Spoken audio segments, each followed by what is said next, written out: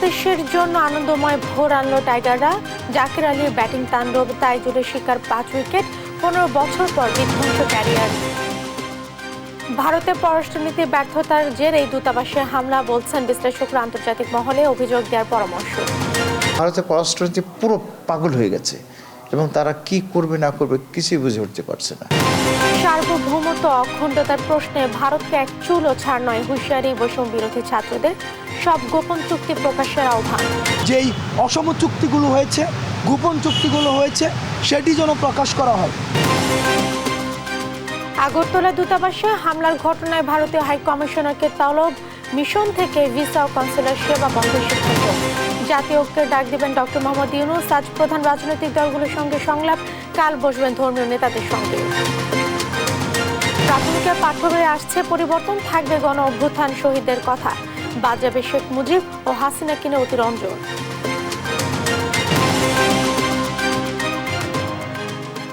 দেখছিলেন শিরোনাম সংবাদ সকালে, সঙ্গে আছে আমি জেসিকা বেদিন। এবার বিস্তারিত। আনন্দ আর উল্লাস দিয়ে ভোর শুরু হলো বাংলাদেশের। দীর্ঘ 15 বছর পর জ্যামাইকার মাটিতে বিশাল রানের ব্যবধানে ওয়েস্ট ইন্ডিজকে হারালো মিরাজের দল। সিরিজে 1-1 সমতায় নিশ্চিত হলো দুর্দান্ত জয়। জাকির আলীর ব্যাটিং তাণ্ডব আর তাইজুলের 5 উইকেটে ভেঙে পড়ল ক্যারিবিয়ান দুর্গ। জুবায়ের নূরের প্রতিবেদন, জানাচ্ছেন সালমা জাহান। জুলাই অভ্যুত্থানের পর ভারতের পররাষ্ট্রনীতি চরমভাবে ব্যর্থতার জেরেই উস্কানিমূলকভাবে বাংলাদেশের দূতাবাসে হামলা হয়েছে বলে মনে করছেন বিশ্লেষকরা। এটিকে সাইকোসেমিটিক ডিসঅর্ডার হিসেবেই দেখছেন তারা। দূতাবাসে হামলা আন্তর্জাতিক আইনের লঙ্ঘন উল্লেখ করে আন্তর্জাতিক মহলের ভারতের বিরুদ্ধে অভিযোগ জানানোর পাশাপাশি দেশটির জনগণের সঙ্গে সম্পর্ক বৃদ্ধির তাগিদ দেন বিশ্লেষকরা। হাসান মাহমুদের রিপোর্ট।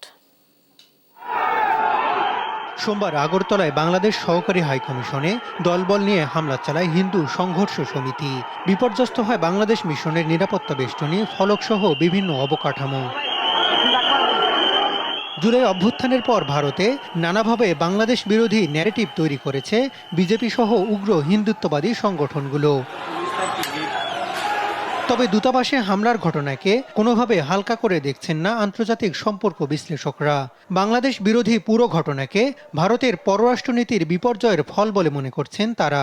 ফ্যাসিস্ট সরকারকে জীবিত রেখেছিল এবং তারই প্রতিদিন হিসেবে ফ্যাসিস্ট সরকার বাংলাদেশের সমস্ত সুযোগ সুবিধাগুলো ভারতকে উন্মুক্ত করে দান করেছে। তরুণদের সরকার গঠনের পর থেকে ভারত সেই সুবিধাগুলো পাচ্ছে না। আমার মনে হয় এটা ভারতের পররাষ্ট্রনীতিতে একটা সাইকোসোমাটিক ডিসঅর্ডার তৈরি করেছে এবং ভারতের পররাষ্ট্রনীতি পুরো পাগল হয়ে গেছে এবং তারা কি করবে না করবে কিছুই বুঝে উঠতে পারছে না। ভিয়েনা কনভেনশন অনুযায়ী বিদেশি দূতাবাসে নিরাপত্তা দেয়া সংশ্লিষ্ট দেশের দায়িত্ব। আগরতলা মিশনে হামলা নিবৃত্ত না করে বাংলাদেশ নিয়ে ভারতের বার্তা হিসেবে দেখছেন বিশেষজ্ঞরা। এ অবস্থায় হামলায় জড়িতদের বিচার প্রক্রিয়ার ওপর নজর রাখছেন তারা। আপনি দেখবেন দুটি মানুষ যখন ঝগড়া করে, গন্ডগোল করে, যে প্রথম ফিজিক্যাল হিট করে তার মানে সে দুর্বল। তো ভারতের পররাষ্ট্রনীতি দুর্বল হয়ে গেছে এবং ভারত জাতিরাষ্ট্র হিসেবে অসুস্থ হয়ে গেছে। জুলাইয়ের বিপ্লব, July revolution has become the icon, landmark, example for other countries of the world. এবং তার মানে হলো বাংলাদেশের মান, পররাষ্ট্রনীতির মর্যাদা এবং আমাদের রাষ্ট্রিক শক্তি, জাতীয় শক্তি এখন অনেক উপরে চলে গেছে। ভারত হয়তো মিসক্যালকুলেট করছে। তবে ভারত পররাষ্ট্রনীতিতে প্রতিবেশী দেশগুলোর কাছে ধারাবাহিকভাবে হেরে যাচ্ছে বলে মনে করছেন বিশ্লেষকরা। বাংলাদেশ বিরোধীতাকে রাজনৈতিক হাতিয়ার হিসেবে ব্যবহার করছে ভারতের রাজনৈতিক দলগুলো, যা দুদেশের সম্পর্কে নেতিবাচক প্রভাব ফেলতে পারে বলে মনে করছেন তারা। সার্বভৌমত্ব রক্ষা করার পূর্ণ সামর্থ্য আমাদের আছে, সুতরাং এটাকে আমি হুমকি হিসেবে দেখছি না। কিন্তু এই বিষয়টা সতর্কতার সাথে আমাদের নজর রাখতে হবে যে ভারতে বাংলাদেশ বিরোধিতা রাজনৈতিক হাতিয়ার হিসেবে কোন পর্যায়ে যাচ্ছে। গত জুলাই আগস্টে যে বাংলাদেশে পরিবর্তনটা এসছে, সেই পরিবর্তনটাকে অনুধাবন করতে হবে ভারতের, এবং পরিবর্তনকে অনুধাবন করে একপেশে দৃষ্টিভঙ্গি থেকে বের হয়ে যেতে হবে। তবে সংকট সমাধানে আন্তর্জাতিক পরিমণ্ডলে ভারতের এমন আচরণ তুলে ধরা দরকার বলে মনে করছেন বিশেষজ্ঞরা। পাবলিক ডিপ্লোমেসি এফোর্টটাকে বাড়াতে হবে ভারতে। একই সাথে ট্র্যাক 1 ডিপ্লোমেসি আমরা যেটাকে বলি, সরকারি পর্যায়ে ডিপ্লোমেসি, সেটাও জোরদার করতে হবে। হাসান মাহমুদ, দেশ টিভি, ঢাকা।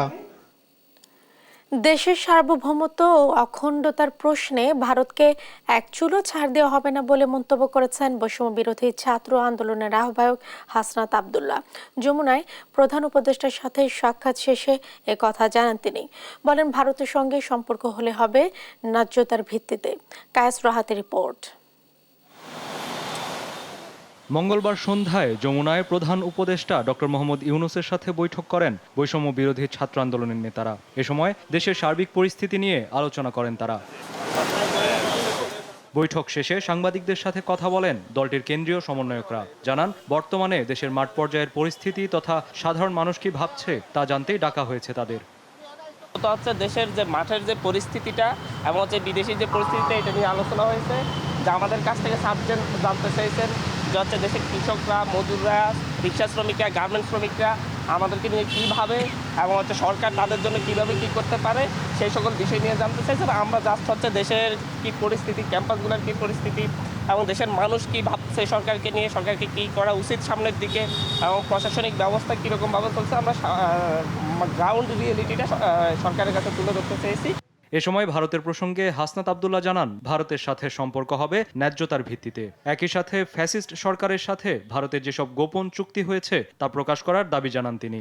বরং ভারতের সাথে আওয়ামী লীগের সম্পর্ক হয়েছে। আমরা স্যারের কাছে আমরা জানিয়েছি যে ভারতের সাথে বাংলাদেশের ফ্যাসিস্ট সরকারের যেই অসম চুক্তিগুলো হয়েছে, গোপন চুক্তিগুলো হয়েছে, সেটি যেন প্রকাশ করা হয় এবং পানির যে ন্যায্য হিস্সা রয়েছে সেই হিস্সাটি যেন বাস্তবায়ন করা হয়। হাসনাত আব্দুল্লাহ বলেন, আওয়ামী লীগের হাতেই ইতিহাসে সবচেয়ে বেশি নির্যাতিত হয়েছে সংখ্যালঘুরা। এ সময় সার্বভৌমত্বের প্রশ্নে হিন্দু, মুসলিম, বৌদ্ধ, খ্রিস্টান একসঙ্গে লড়াই করবে বলে জানান তিনি। উত্থানের ম্যান্ডেট নিয়ে আসছে আপনারা। কায়েস রাহাত, দেশ টিভি, ঢাকা। ভারতের আগরতলায় বাংলাদেশের সহকারী হাইকমিশনে হামলার ঘটনায় দেশটির হাইকমিশনারকে তলব করে পররাষ্ট্র মন্ত্রণালয়। সাক্ষাৎ শেষে হাইকমিশনার প্রণয় বার্মা বলেন, একটি বিষয়কে কেন্দ্র করে ভারত বাংলাদেশ সম্পর্ক আটকে থাকার কোনো কারণ নেই। শান্তি, নিরাপত্তা এবং উন্নয়নের স্বার্থে অন্তর্বর্তী সরকারের সঙ্গে কাজ করতে ইচ্ছুক বলেও জানান তিনি। এদিকে নিরাপত্তার কারণে আগরতলা মিশনে ভিসা ও কনসুলার সেবা বন্ধের কথা জানিয়েছে পররাষ্ট্র মন্ত্রণালয়। জান্নাতুল মোহনা রিপোর্ট। আগরতলায় বাংলাদেশের সহকারী হাইকমিশনে হামলার ঘটনায় মঙ্গলবার বাংলাদেশে নিযুক্ত ভারতীয় হাইকমিশনার প্রণয় বার্মাকে জরুরি তলব করে পররাষ্ট্র মন্ত্রণালয়। পররাষ্ট্র সচিব এম রিয়াজ হামিদুল্লাহর দপ্তরে তাকে তলব করা হয়। মন্ত্রণালয় ত্যাগের সময় ভারতীয় বিবৃতি সন্তোষজনক হয়েছে কিনা জানতে চাইলে পররাষ্ট্র উপদেষ্টা বলেন, দুদেশের সম্পর্ক অক্ষুণ্ণ রাখতে বাংলাদেশের আন্তরিকতার ঘাটতি নেই। বাংলাদেশ কোনো পদক্ষেপ নিলে সেটি দৃশ্যমান হবে বলেও জানান তিনি।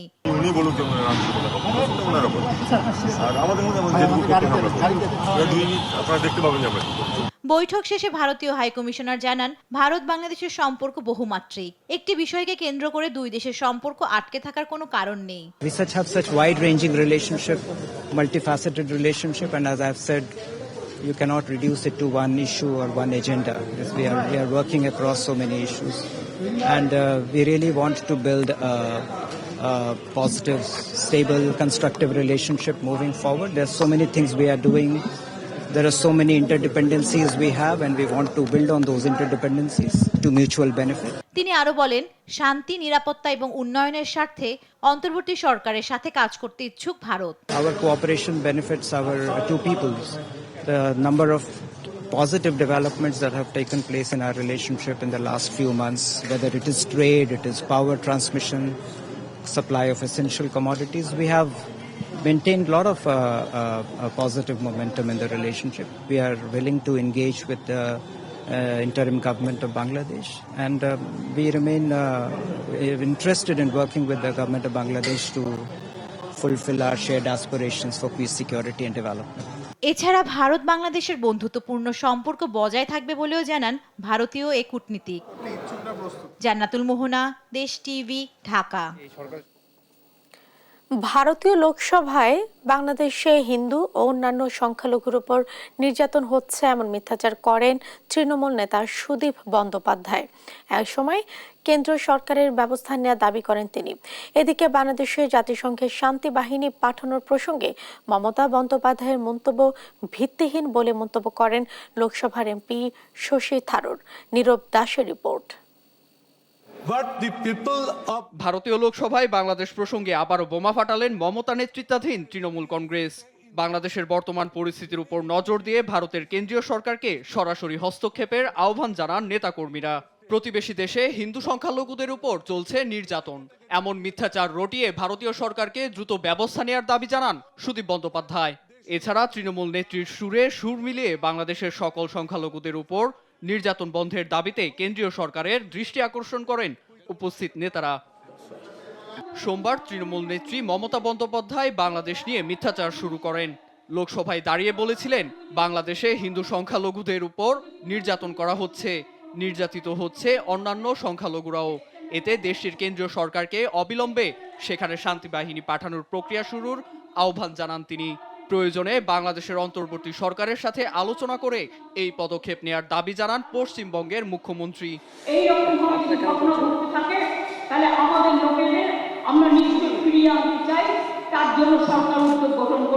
তার এই মন্তব্যকে ঘিরে নিজ দেশেই এখন রোষানলের মুখে পড়েছেন মমতা।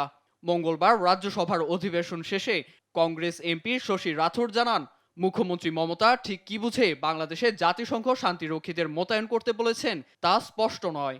ভারতীয় গণমাধ্যম পিটিআইকে দেয়া এক সাক্ষাৎকারে এই নেতা জানান, তিনি নিজেও দীর্ঘ সময় শান্তিরক্ষা মিশনের অংশ ছিলেন। কোনো দেশ স্বেচ্ছায় যদি জাতিসংঘ শান্তিরক্ষীদের জন্য আবেদন না করে, তাহলে সে দেশের হয়ে এমন পদক্ষেপ নেয়ার এখতিয়ার কারণ নেই বলে মন্তব্য করেন তিনি।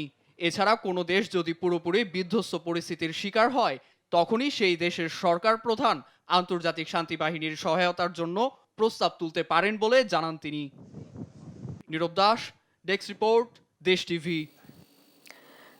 জাতীয় ঐক্যের ডাক দেবেন অন্তর্বর্তী সরকারের প্রধান উপদেষ্টা ডক্টর মোহাম্মদ ইউনূস। এজন্য মঙ্গলবার সন্ধ্যায় ছাত্র নেতাদের সঙ্গে বৈঠক করেন তিনি। ফরেন সার্ভিস একাডেমিতে সংবাদ সম্মেলনে প্রধান উপদেষ্টা প্রেস সচিব শফিকুল আলম জানান, জাতীয় ঐক্যের ডাক দিতে অন্তর্বর্তী সরকারের প্রধান উপদেষ্টা ডক্টর মোহাম্মদ ইউনূস ছাত্র নেতাদের সঙ্গে বসেন। এরই ধারাবাহিকতায় আজ প্রধান রাজনৈতিক দলগুলোর সঙ্গে সংলাপে বসবেন তিনি। বৃহস্পতিবার ধর্মীয় নেতাদের সঙ্গে সংলাপ করবেন ডক্টর মোহাম্মদ ইউনূস।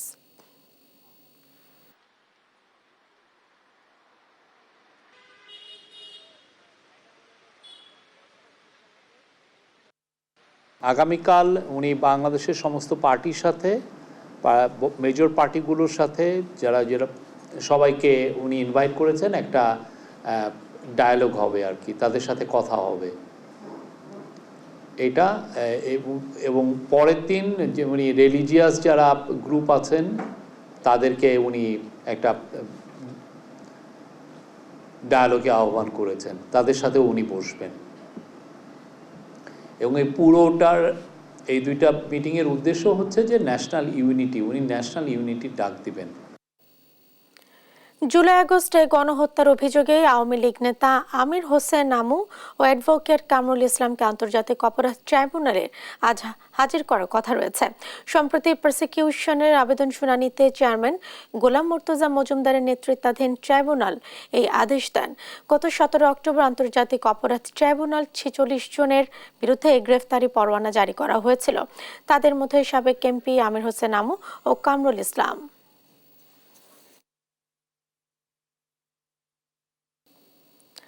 হিমশীতল হাওয়া আর ঘন কুয়াশা দেখে বলাই যায় সাতক্ষীরায় জেঁকে বসেছে শীত। বিস্তারিত জানাতে যুক্ত হচ্ছেন আমাদের সহকর্মী তিনি রাশেদুজ্জামান বাবু, তিনি রয়েছেন পঞ্চগড়ে। বাবু, শীতের কি ধরনের প্রভাব পড়ছে মানুষের জীবনযাত্রায়? ধন্যবাদ জেসিকা। আপনি যেমনটি বলছিলেন, হিমালয় কন্যা হিসাবে খ্যাত কিন্তু পঞ্চগড়ে এই জেলা, কারণ হিমালয় খুব কাছাকাছি থাকার কারণেই কিন্তু হিমালয়ের যে হিম বাতাস সেটি কিন্তু পঞ্চগড় জেলার উপর দিয়ে প্রবাহিত হয়, যেই কারণে কিন্তু জনজীবনের দুর্ভোগ কিন্তু আমরা যদি বলি সেটি বরাবরই কিন্তু বেশি থাকে। অর্থাৎ গত 8 দিন ধরে আসলে দেশের সর্বনিম্ন তাপমাত্রা কিন্তু পঞ্চগড়ের উপর দিয়ে বিরাজ করছে। যেই কারণে বলাই চলে যে আসলে এখানকার পঞ্চগড়ের শীত কেমন সেটি বলা বাহুল্য, কারণ এখানকার শীত বরাবরই তীব্রতা থাকে, এখানকার মানুষের কষ্ট কিন্তু বরাবরই বেড়ে যায়, যেই কারণেই কিন্তু আসলে এখানে শীত এলেই বিশেষ করে অটো চালক, রিক্সা চালক, ভ্যান চালক এরা মানবতার জীবনযাপন শুরু হয়। আমরা কথা বলবো একজন ভ্যান চালকের সাথে। আপনার বর্তমান শীত পড়ার কারণে আয় ইনকাম কেমন? ইনকাম নাই, একদমই ইনকাম নাই, তো 100 টাকা কোনো গতিকে সারাদিন হয়। শীত বাড়লে কেমন হবে? শীত বাড়লে তো আরো বেশি কঠিন হবে, খুব অবস্থা খারাপ হবে। আমরা শুনলাম একজন ভ্যান চালকের কাছে, তার এখনই কিন্তু দৈনন্দিন যে আয় সেটি অনেকাংশে কমে গেছে। অর্থাৎ যতই শীতের তীব্রতা বাড়বে ততই আসলে খেটে খাওয়া মানুষদের, অর্থাৎ যারা বালু শ্রমিক, পাথর শ্রমিক এবং চা শ্রমিক, ভ্যান, অটো চালক, রিক্সা চালক, তাদের কিন্তু আসলে মানবতার জীবনযাপন শুরু হয়। তারা আসলে দৈনন্দিন আয় করতে না পারে অনেকেই কিন্তু আসলে খেয়ে না খেয়ে কিন্তু আসলে জীবিকা পার করে। অর্থাৎ যতই শীত বাড়বে ততই এখানকার মানুষের কষ্ট বাড়বে। এই ছিল পঞ্চগড় থেকে আমার কাছে সর্বশেষ সংবাদ। জেসিকা। বাবু, আপনাকে ধন্যবাদ। একই বিষয়ে জানতে এবারে আমরা চলে যাচ্ছি সাতক্ষীরায়। সেখানে রয়েছেন আমাদের সহকর্মী শরীফুল্লাহ কায়সার সুমন। সুমন, শীতের কি ধরনের প্রভাব পড়েছে মানুষের জীবনযাত্রায়? জেসিকা, সাতক্ষীরা দক্ষিণ পশ্চিম উপকূলের এই জেলায় বিশেষ করে যে সব অঞ্চলগুলো উপকূলীয় অঞ্চল, নদী উপকূলীয় অঞ্চল এবং জলবদ্ধতায় যেসব অঞ্চলগুলো পতিত রয়েছে এখনো সেসব অঞ্চলের মানুষের মধ্যে কিন্তু শীতের প্রভাব সাংঘাতিকভাবে পড়েছে। তাদের মধ্যে কিন্তু অস্থিরতা এবং কষ্টের তীব্রতা বেড়েছে। আপনাকে বলে রাখা দরকার, এবার শীতে কিন্তু আবহাওয়া অধিদপ্তরের যে সে তথ্য অনুযায়ী সেটি কিন্তু নেমে আসছে 15-14 নিচেও কিন্তু চলে আসছে, যার ফলে আর রাতে এর তীব্রতা অনুভূত হচ্ছে আরো অনেক বেশি। যারা ছিন্নমূল মানুষ, যারা সাধারণ মানুষ, যারা খেটে পরিশ্রম করে জীবিকা নির্বাহ করে, তাদের মধ্যে এই কষ্টের তীব্রতা আরো বাড়ছে। এবং একই সাথে যেটি বলছি সেটি হচ্ছে যে জলাবদ্ধতায় এখনো পর্যন্ত 1,00,000 মানুষ কষ্টে নিমজ্জিত, তাদের অবস্থা আরো বিপন্ন। বেশি খারাপ অবস্থা রয়েছে শিশু এবং বয়োবৃদ্ধদের মধ্যে। এই চিত্র একেবারে পুরো উপকূল এবং জলাবদ্ধ অঞ্চল জুড়ে সাধারণ মানুষের মধ্যে বিরাজ করছে। আর এই আবহাওয়া অধিদপ্তরের তথ্য মতে এই চিত্র আরো কিন্তু বাড়তে থাকবে এবং শীত নেমে আসবে, তখন পরিস্থিতি আরো খারাপের দিকে যেতে পারে বলে ধরে নেওয়া হচ্ছে। এই ছিল জেসিকা সাতক্ষীরার যে শীতের অবস্থা তার সর্বশেষ। সুমন, আপনাকে ধন্যবাদ। দর্শক, শীতে মানুষের জীবনযাত্রার সম্পর্কে জানাচ্ছিলেন আমাদের সহকর্মীরা। নতুন পাঠ্য বইয়ে আসছে বড় ধরনের পরিবর্তন। এতে সবচেয়ে গুরুত্ব পাবে গণ অভ্যুত্থানের শহীদদের বীরত্ব গাথা ইতিহাস। স্বাধীনতার ঘোষক হিসেবে বইয়ের পাতায় মর্যাদা পাবেন জিয়াউর রহমানের নাম। তবে বাদ যাচ্ছে বইয়ের শেষ কভারের লেখা শেখ হাসিনা ছবি। একই সঙ্গে মুছে যাবে শেখ মুজিবুর রহমানকে নিয়ে অতিরঞ্জিত ইতিহাসও। জেডাই মামুনের ক্যামেরা আরো জানাচ্ছেন নাহিদ হাসান তিতাস। আজ থাকছে প্রথম পর্ব। নতুন বছরে নতুন বই, আনন্দে মন হইচই। বছরের প্রথম দিনেই নতুন বইয়ের ঘ্রাণে মাতুয়ারা হন শিক্ষার্থীরা। সারা দেশে স্কুলে স্কুলে হয় উৎসবের আমেজ। নতুন শিক্ষাবর্ষে পাঠ্য বইতে আসছে পরিবর্তন। বছরের শুরুতেই শিক্ষার্থীদের হাতে বই তুলে দিতে ব্যস্ত প্রেসগুলো। ছাপা হচ্ছে প্রাথমিক শ্রেণীর বই। দেশের ইতিহাস ঐতিহ্যকে ধারণ করে বিশ্বের সঙ্গে তাল মিলিয়ে সত্য তথ্য সমৃদ্ধ পাঠ্য বই হোক নতুন প্রজন্মের। পাশাপাশি নৈতিকতা ও মূল্যবোধের চর্চা ও পাঠে গুরুত্ব প্রদানের প্রত্যাশা শিক্ষকদের। ক্লাসে কি হতো? নাচ হতো, গান হতো, রান্না বান্না হতো। এই কি শিক্ষা আমরা শিখেছি? আমাদের ছাত্রছাত্রীদেরকে নৈতিক মূল্যবোধে উজ্জীবিত করতে হবে। আগের কারিকুলামেই থাকছে প্রথম থেকে তৃতীয় শ্রেণী পর্যন্ত বই।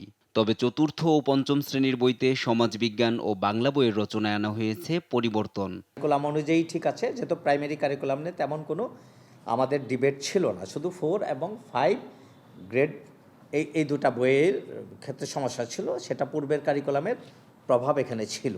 সে দুটো বই আমরা গ্রহণ না করে পূর্বের কারিকুলামের বইটাকে রিভিশন করে 4-5 3-এর সাথে অ্যালাইন করে 4-5-এর বই ছেড়েছি এবং যে বইয়ে 24-এর গণ অভ্যুত্থানের কিছু অংশ এসেছে, বিশেষ করে ইতিহাস ও সামাজিক বিজ্ঞানে। পাঠ্য বইয়ে নতুন যুক্ত হচ্ছে বাংলা বইয়ে থাকবে জুলাই গণঅভ্যুত্থান নিয়ে লেখা, জুলাই গণঅভ্যুত্থানে শহীদদের কথা। বইয়ের পেছনের কাভারে থাকবে গ্রাফিতি, স্বাধীনতার ঘোষক হিসেবে জিয়াউর রহমানের নাম, মাওলানা ভাসানী সহ জাতীয় 4 নেতার অবদান। পাঠ্য বই থেকে বাদ যাচ্ছে শেখ মুজিব পরিবারের সদস্যদের নিয়ে লেখা, বইয়ের শেষ কাভারে শেখ হাসিনার ছবি ও বাণী, শেখ মুজিবকে নিয়ে অতিরঞ্জিত ইতিহাস ও তথ্যগত ভুল, আওয়ামী লীগ সরকারের নানা উন্নয়ন কর্মকাণ্ডের অতিরঞ্জিত ইতিহাস। পাঠ্যপুস্তকের নানা পরিবর্তনের কথা নিশ্চিত করে এনসিটিবির চেয়ারম্যান অধ্যাপক রিয়াজুল হাসান জানান, 20 ডিসেম্বরের মধ্যে স্কুলগুলোতে প্রাথমিকের বই পৌঁছে যাবে। প্রথম শ্রেণীর থেকে তৃতীয় শ্রেণীর যে বইগুলো প্রায় 70টি লট, প্রায় 3 কোটির উপরে, সেই বইগুলো এখন প্রস্তুত ট্রাকে ওঠানোর জন্য। সেটা 2-3 দিনের মধ্যেই এটা চলে যাবে। অন্তর্বর্তী সরকার শিক্ষা কমিশন গঠন করে স্থায়ী শিক্ষা কারিকুলাম বাস্তবায়ন করবে, এ আশা শিক্ষক এবং অভিভাবকদের। NI নাহিদ, দেশ টিভি, ঢাকা। এবার আন্তর্জাতিক প্রসঙ্গ। রাষ্ট্রবিরোধী ষড়যন্ত্রের অভিযোগে জরুরি সামরিক আইন জারি করেছে দক্ষিণ কোরিয়া। মঙ্গলবার এ ঘোষণা দেন দেশটির প্রেসিডেন্ট ইউন সুক ইয়োল।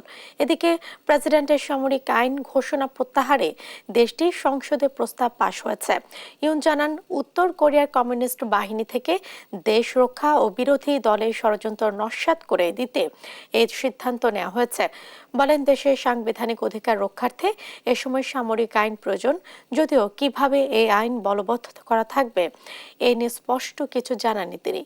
1 মাস আগে দেশটির বিরোধী দল ডেমোক্রেটিক পার্টি অভিযোগ তোলেন, ইউন দেশকে অস্থিতিশীল করতে সামরিক আইন জারি করার পরিকল্পনা করছে। সে সময় প্রোপাগান্ডা বলে এ অভিযোগ অস্বীকার করেন ইউনের অফিস। এবারে খেলার খবর। এশিয়ান অনূর্ধ্ব-21 হকিতে থাইল্যান্ডকে 7-2 গোলে উড়িয়ে দিয়ে যুব বিশ্বকাপের টিকিট নিশ্চিত করেছে বাংলাদেশ। হকির সব প্রতিযোগিতা মিলিয়ে এবারই প্রথম বিশ্বকাপে জায়গা পেল লাল সবুজের প্রতিনিধিরা। ম্যাচের শুরু থেকেই আধিপত্য বিস্তার করে বাংলাদেশ। প্রথম কোয়ার্টারে 2-0 গোলের লিড আদায় করে লাল সবুজরা। দ্বিতীয় কোয়ার্টারে 2 দল একটি করে গোল করে। তৃতীয় কোয়ার্টারে আরও 3টি গোল করলে জয় নিশ্চিত হয় বাংলাদেশের। চতুর্থ কোয়ার্টারে 2 দলই একটি করে গোল করলে থাইল্যান্ডের হারের ব্যবধান কমে। ওমানে অনুষ্ঠিত এ টুর্নামেন্টের সেরা 6টি দল জায়গা পাবে 2025 সালের ভারতে অনুষ্ঠেয় জুনিয়র হকি বিশ্বকাপে।